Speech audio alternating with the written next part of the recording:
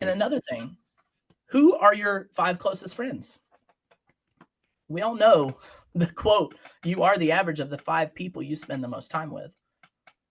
And this is one of those, it was the hardest thing for me because I was in the military and I had a great group of friends in the military, and I loved being around them and sharing with them. But I had to evaluate that and say the 5 people I'm spending the most time with are like dedicated to things that I don't want to be dedicated to. They're celebrating things I don't want to celebrate. They're they're idolizing things I don't want to idolize. They're married to the system. They're married to the rat race. And I was trying desperately to divorce the rat race. And so I had to really reevaluate. That doesn't mean I'm not friends with them anymore, but I don't spend my most time with them anymore.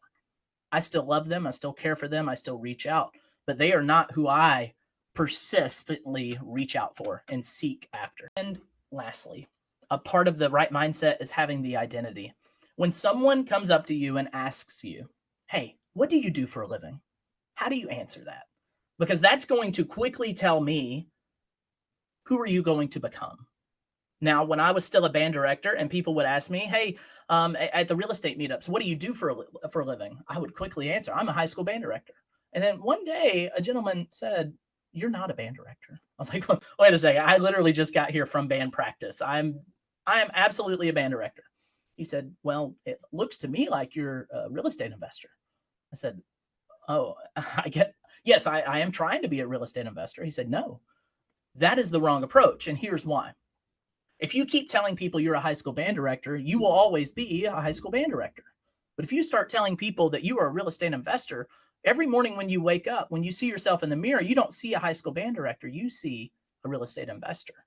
You see someone that is going out solving problems, doing deals, and being a true deal maker and changing the trajectory of your family's life."